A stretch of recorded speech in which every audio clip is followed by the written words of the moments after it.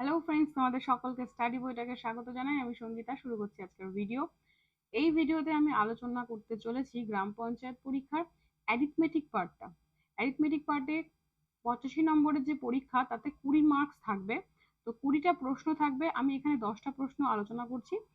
তো ভিডিওটা শুরু করছি। প্রথম প্রশ্ন দেখো, একটি সংখ্যা অন্য একটি সংখ্যা 25%। বলে দিয়েছে একটি সংখ্যা আরেকটি সংখ্যা 25%, বড় সংখ্যাটি ছোট সংখ্যাটির চেয়ে 12 বেশি। তাহলে একটি সংখ্যা আমি ধরে নিচ্ছি এক্স, আরেকটি সংখ্যা অর্থাৎ বড় সংখ্যাটি আমি ধরে নিচ্ছি ওয়াই। ওয়াই এর 25% ধরছি ছোট সংখ্যাটি। এখানে বলেছে একটি সংখ্যা অন্য সংখ্যাটি 25%, তাহলে আমি ধরছি বড় সংখ্যাটি 25% হচ্ছে ছোট সংখ্যাটি। এটি একটা ইকুয়েশন আমি পেয়ে যাচ্ছি। আবার বলেছে বড় সংখ্যাটি ছোট সংখ্যাটির চেয়ে 12 বেশি, অর্থাৎ ওয়াই যে বড় সংখ্যাটি সেটা ছোট সংখ্যা যে আছে তার থেকে 12 বেশি, অর্থাৎ তার সাথে 12 যোগ করলে ওয়াইটা আমি পাবো।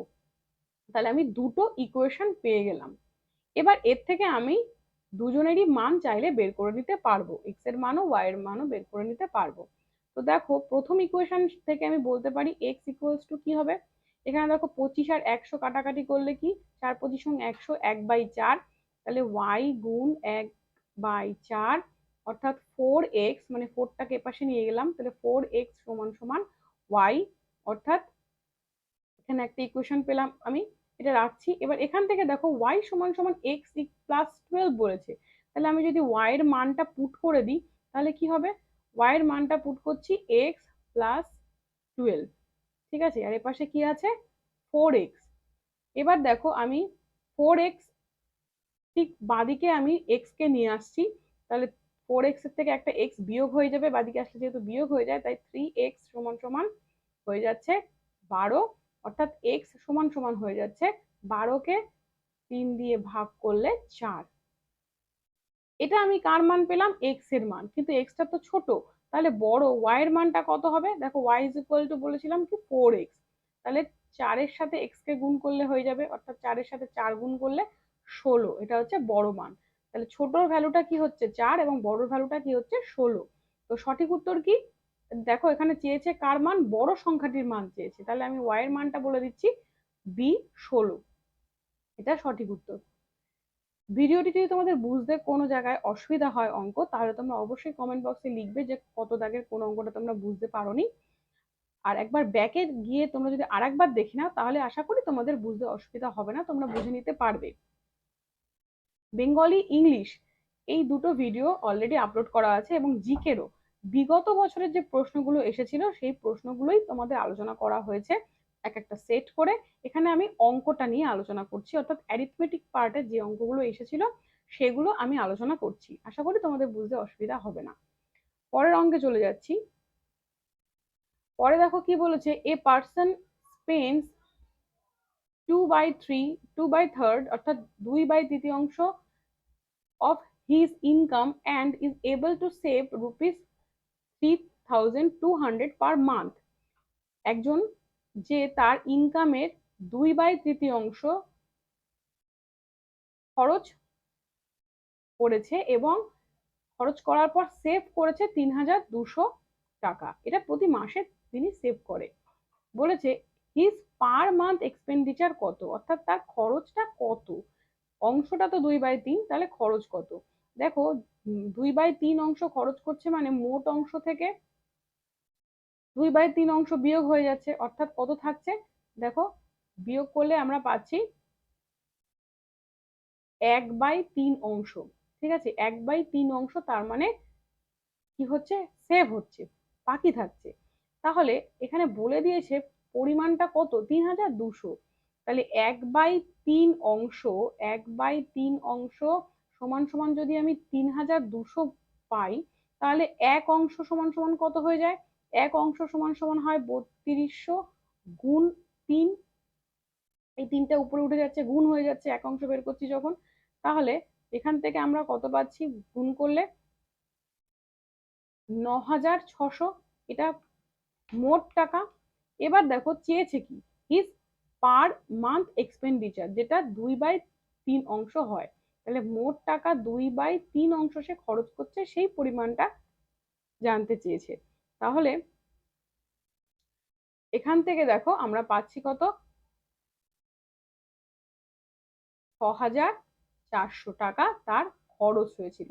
অর্থাৎ 6,400 টাকা অপশন সি তে আছে, 6,400 টাকা তার খরচ। মোট চাইলে পরে বলতে পারতে 9,600, আর যেহেতু খরচটা চেয়েছে তাই খরচটা কত হয়েছে, 6,400 টাকা। নেক্সট চলে আসছি পরের অঙ্কে। If the simple interest on ₹400 for 10 years is ₹280, then the rate of interest per annum is। অর্থাৎ সরল সুদের হারে 400 টাকা যদি মোট হয়, আসল হয়, 10 বছর ধরে যদি সেই টাকাটা খাটে এবং সুদ যদি 280 টাকা পাই, তাহলে রেট অফ ইন্টারেস্ট কত হবে। অর্থাৎ পিটিআর এর সূত্র কি হয়, সরল সুদের পিটিআর বাই 100 সমান সমান আই। এখানে সবকিছুর মান বলে দিয়েছে, পি এর মান বলে দিয়েছে 400, টির মান বলে দিয়েছে কত 10, আর এর মান কত বলে দিয়েছে, আর এর মানটাই আমাকে বের করতে হবে, নিচে 100, আর আই এর মান কত বলে দিয়েছে 280। তো এখান থেকে আমি কি করব, ক্যালকুলেশন করছি।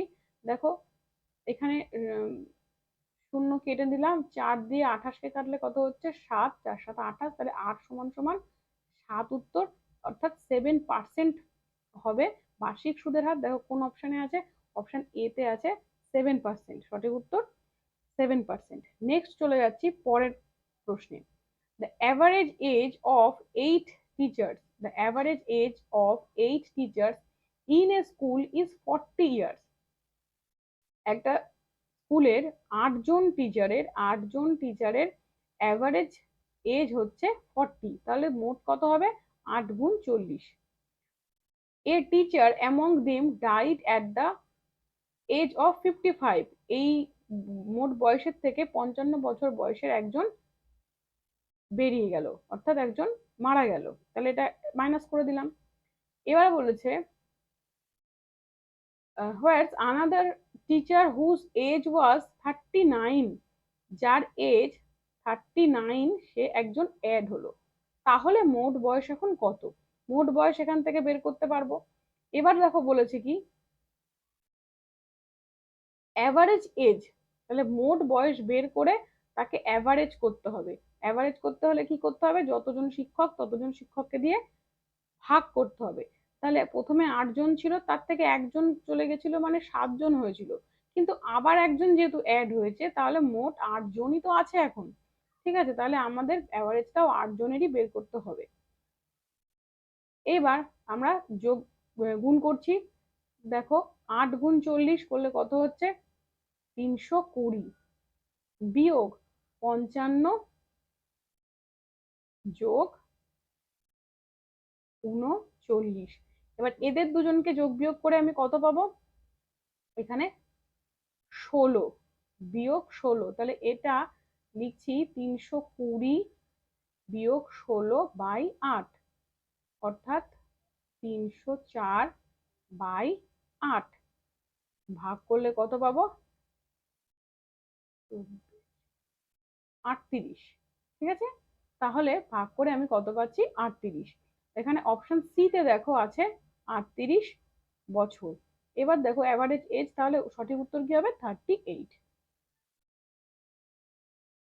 নেক্সট দেখো 55 নম্বর প্রশ্ন। বলেছে the sum of two positive integer is 80। দুটো পজিটিভ ইন্টিজার আমি নিয়ে নিচ্ছি, এ বা বি, এই দুটো পজিটিভ ইন্টিজারের বলেছে সাম অর্থাৎ যোগফল 80, এবং তাদের difference, and difference between them, এদের ডিফারেন্সটা বলে দিয়েছে 20। Then what is difference of square of those number, এদের যে স্কোয়ার, সেই স্কোয়ারের ডিফারেন্স কত হবে।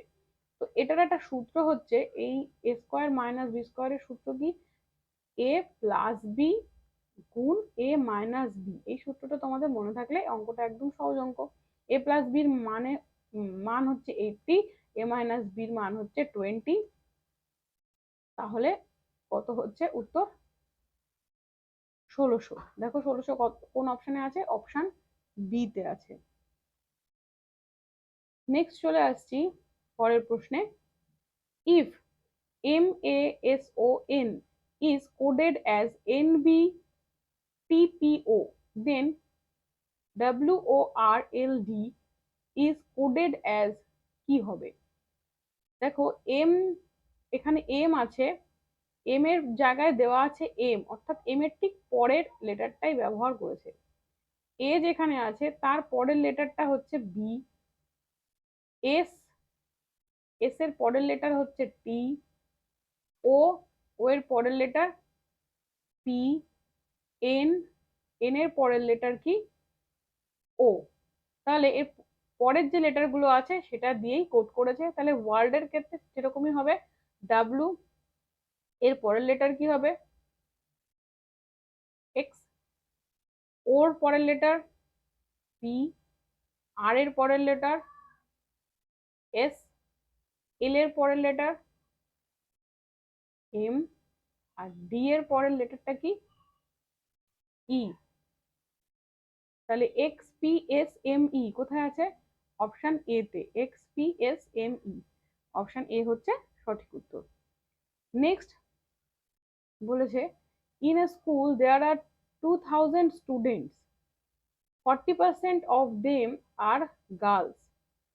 একটা স্কুল, যে স্কুলে 2000 জন ছাত্রছাত্রী আছে এবং তাদের মধ্যে 40% হচ্ছে ছাত্রী, 2000 জনের মধ্যে 40% হচ্ছে ছাত্রী, ঠিক আছে? এখান থেকে আমরা 40% গার্লস পেয়ে যাব। বলেছে monthly fees of each boy is 400, ছেলেদের ফিস বলেছে প্রত্যেকের 400 টাকা করে, and fee of each girl is 25% less than that of a boy, মেয়েদেরটা 25% লেস ছেলেদের থেকে।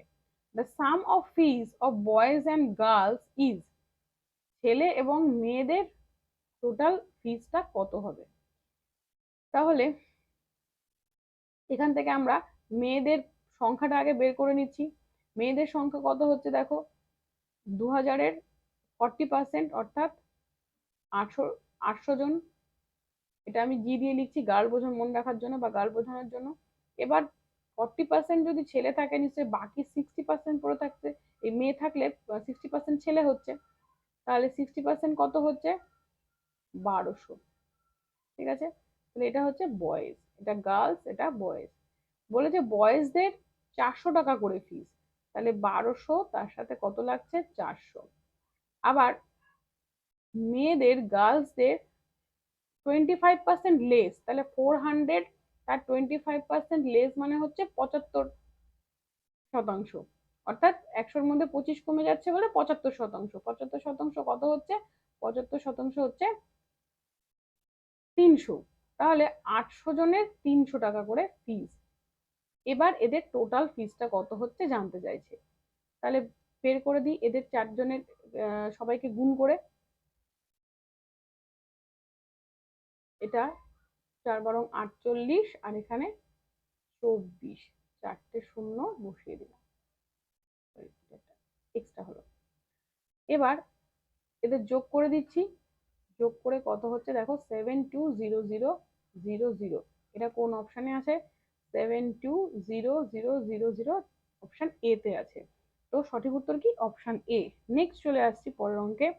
The time for a train of length 130 meters running at the speed of 72 km per hour to cross a bridge of length 150 meter is, অর্থাৎ একটা train যার নিজের length, ট্রেনটার নিজের length হচ্ছে 130 metre, যে কোন স্পিডে যাচ্ছে? 72 কিমি পার আওয়ার। এখানে সবকিছু যেহেতু মিটারে আছে, আমি যদি এটাকে মিটারে বলি তাহলে আমি বলতে পারি যে 3600 সেকেন্ডে যাচ্ছে কত? 72,000 মিটারে, এত মিটার ওর গতিবেগ। এবার বলেছে to cross a bridge of length 150 metre, অর্থাৎ 150 মিটারে ওর একটা ব্রিজ, সেটা ও কভার করছে, সেটাতে ও পুরোপুরি যাচ্ছে। তাহলে ওর স্পিডটা, ওকে যেতে কতটা সময় লাগবে, স্পিডটা বলে দিয়েছে, এই লেন্থটা কভার করতে ওর কতটা সময় লাগবে। তাহলে দেখো ওর নিজের দৈর্ঘ্য হচ্ছে 150 মিটার, আর একটা ব্রিজ আছে, সেই ব্রিজটাকে যদি ও ব্রিজটা দিয়ে যখন যাবে তখন ব্রিজটার যে দৈর্ঘ্য সেটা হচ্ছে 150 মিটার। যখন প্রথম মাথাটা যেখান থেকে শুরু হচ্ছে সেখান থেকে পুরোটুকু ব্রিজ, প্রথম মাথাটা পুরোটুকু ব্রিজ কভার করছে। এবার ব্রিজের থেকে যখন বেরিয়ে চলে যাচ্ছে তখন একদম যে ট্রেনটার যে শেষ অংশটুকু সেটুকু পর্যন্ত ওকে যেতে হচ্ছে। তাহলে প্রথম মাথাটুকু আসছে এতটা 150 মিটার, আবার তার পুরো বডিটা যখন একটা জায়গা পার হয়ে যাচ্ছে সেটা আবার 130 মিটার। তাহলে এই দুজনকে যোগ করলে আমি কত পাচ্ছি? 280 মিটার। তাহলে ওকে মোট কতটা কভার করতে হচ্ছে? একটা পুরো ব্রিজ কভার করতে হচ্ছে, প্লাস নিজের যে বডিটা পুরোটুকু সেটাও কভার করতে হচ্ছে, অর্থাৎ টোটাল 150 যোগ 130। এই ক্ষেত্রে দুজনকে কি করতে হবে? যোগ করে দিতে হবে। যোগ করলে কত পাচ্ছি? 280 মিটার। 280 মিটার ওকে কভার করতে কত সময় লাগবে? যখনই এরকম কোনো অঙ্ক থাকবে, যদি কোনো ব্রিজ বা কোনো নদী বা এরকম কিছু থাকে, তাহলে সেই দৈর্ঘ্যের সাথে সেই ট্রেনের দৈর্ঘ্যটাকে যোগ করে বের করতে হবে। যদি কোনো লাইট পোস্ট বা কোনো মানুষ থাকে তাহলে শুধু ট্রেনের দৈর্ঘ্যটা দিলেই হয়ে যাবে। এই ধরনের অঙ্কগুলোর ক্ষেত্রে কিন্তু এটাই নিয়ম।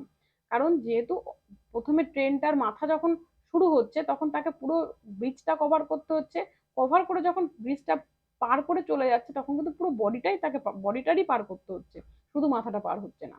তাহলে মোট তাকে কত কিলোমিটার কত মিটার পার হতে হচ্ছে? তার নিজের দৈর্ঘ্য প্লাস ব্রিজের দৈর্ঘ্য। তো এই ক্ষেত্রে 280 মিটার যেতে তার কত সময় লাগবে? তো এটা আমি কিভাবে বের করব? দেখো, 72,000 মিটার ও যাচ্ছিল 3600 সেকেন্ডে। তাহলে 1 মিটারে কত যাচ্ছে? 3600 ভাগ 72,000। এবার বলেছে 280 মিটার, তাহলে ও কততে যাবে? কাটাকাটি করছি, 2 দিয়ে ভাগ করলে এই শূন্যটাই শূন্যটা ক্যান্সেল হয়ে যাচ্ছে, 2 দিয়ে 28 কাটলে পরে কত হচ্ছে? 14। একদম সহজভাবে বেরিয়ে গেল 14 সেকেন্ড উত্তর। ঠিক আছে, অপশানে দেখো কোথায় 14 আছে, অপশন ডি তে 14 সেকেন্ড। তাহলে কত সময় লাগছে? 14 সেকেন্ড সময় লাগছে। নেক্সট অঙ্কে চলে আসছি। বলেছে স্থির জলে একটি নৌকার গতিবেগ 4 কিমি। স্থির জলে নৌকার গতিবেগ, অর্থাৎ নৌকার গতিবেগ 4 কিমি, স্রোতের গতিবেগ 1 কিমি, স্রোতের গতিবেগ 1 কিমি পার আওয়ার। এবার বলেছে নৌকাটি স্রোতের অভিমুখে বা অনুকূলে 20 কিমি দূরত্ব যেতে বা 20 কিমি দূরত্ব অতিক্রম করতে কত সময় নেবে? তাহলে এই অঙ্কগুলোর ক্ষেত্রে কি হবে? যখনই অনুকূলে বলবে তখন নৌকার গতিবেগ যোগ স্রোতের গতিবেগ দিয়ে করতে হবে। অর্থাৎ নৌকার গতিবেগকে সাহায্য করছে স্রোতের গতিবেগ, যেহেতু অনুকূলে যাচ্ছে। তাহলে 4 কিমি এবং 1 কিমি মোট কত হচ্ছে? 5 কিমি। 5 কিমি যেতে কত সময় লাগবে? ওর 1 ঘন্টা সময় লাগছে। অর্থাৎ নৌকাকে সাহায্য করছে যেহেতু স্রোত, অনুকূলে যাচ্ছে তাই তাই এদের দুজনকে আমি যোগ করে দিলাম।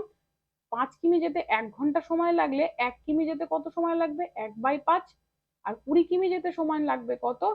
20কে গুণ করছি, এবার 5 আর 20 কাটাকাটি করলে আমি পাবো কত? 4। 4 কিমি, সরি 4 আওয়ার, 4 ঘন্টা সময় লাগছে। তাহলে 4 ঘন্টা কততে আছে? দেখো অপশন এ তে আছে 4 আওয়ার। সঠিক উত্তর তাহলে কি হবে? Option A. নেক্সট চলে আসছি লাস্ট অঙ্ক।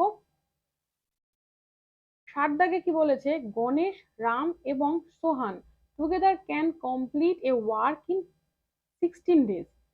এই 4 জনে, গণেশ, রাম এবং সোহান, এরা তিনজনে একটা কাজ শেষ করতে পারে 16 দিনে। একটা কাজ 16 দিনে শেষ করতে পারে, অর্থাৎ 16 দিনে করে কি? এক অংশ। তাহলে একদিনে বের করতে বললে কি বলবো? একদিনে করে 1/16 অংশ। If Ganesh and Ram together can complete the same work in 24 days. এরা দুজন যদি একটা কাজ 24 ডেজে করতে পারে, অর্থাৎ শুধু গণেশ এবং রাম যদি এই কাজটা বলেছে 24 দিনে করতে পারে, তাহলে the number of days Sohan alone takes to finish the work is, Sohan একাই এই কাজটা শেষ করতে পারবে কত দিনে? তাহলে মোট 3 জনে মিলে যে কাজটা করছে, ঠিক একইভাবে যদি তার থেকে দুজনেরটাকে আমি বিয়োগ করে দিই তাহলে সোহান পেয়ে যাব। 3 জনের একসাথে কাজে যতটা করে তার থেকে যদি দুজনের কাজকে বিয়োগ করে দিই তাহলে সোহানের কাজটা আমি পেয়ে যাব। তাহলে একদিনে এখানে কত বলেছি, 1/16 অংশ কাজ করেছে। ঠিক একইভাবে 24 দিনে এক অংশ করলে একদিনে করবে 1/24 অংশ। তাহলে একদিনে ওদের তিনজনের কাজ যা হয়, একদিনে তিনজনের কাজ যা হয় তার থেকে দুজনের কাজকে বিয়োগ করে দিলাম, করে দিয়ে আমি কত পাবো? দেখো 16 আর 24, এদের একটা লসাগু হচ্ছে 48, বিয়োগ করছি 3 × 48, 24 দুগুণী 48, অর্থাৎ 1/48। এটা হচ্ছে কার কাজ? এটা হচ্ছে সোহানের কাজ। সোহান তার মানে একদিনে 1/48 অংশ কাজ করেছিল। তাহলে এক অংশ করতে, অর্থাৎ 1/48 অংশ যদি ও একদিনে করে, এক অংশ করবে কত? 48 দিনে। ঠিক আছে, তো সঠিক উত্তর কি হবে? 48। অপশন বি তে আছে 48 উত্তর। ঠিক আছে, এটাই হবে সঠিক উত্তর। তো এই ভিডিওতে আমি 10টা প্রশ্ন আলোচনা করলাম। আরো 10টি প্রশ্ন নিয়ে আমি আরেকটা ভিডিও আপলোড করব। তো তোমাদের ভিডিওটি কেমন লাগলো সেটা অবশ্যই কমেন্ট বক্সে লিখবে। কোনো অঙ্ক বুঝতে অসুবিধা হলে সেটাও লিখবে। আর যদি কোন ধরনের অঙ্ক তোমরা দেখতে চাও, কোনটা তোমাদের প্র্যাকটিস করতে চাও, সেটা তোমরা অবশ্যই জানাবে। ভিডিওটি ভালো লাগলে পরে লাইক এবং শেয়ার করতে ভুলবে না। আমাদের চ্যানেলটি প্রথম দেখে থাকলে সাবস্ক্রাইব করবে, এবং নেক্সট ভিডিওর জন্য তোমরা যেটা করবে সেটা হচ্ছে বেল আইকনটা ক্লিক করে রাখবে যাতে নোটিফিকেশন পেয়ে যাও। ভিডিওটা পুরো দেখার জন্য থ্যাংক ইউ।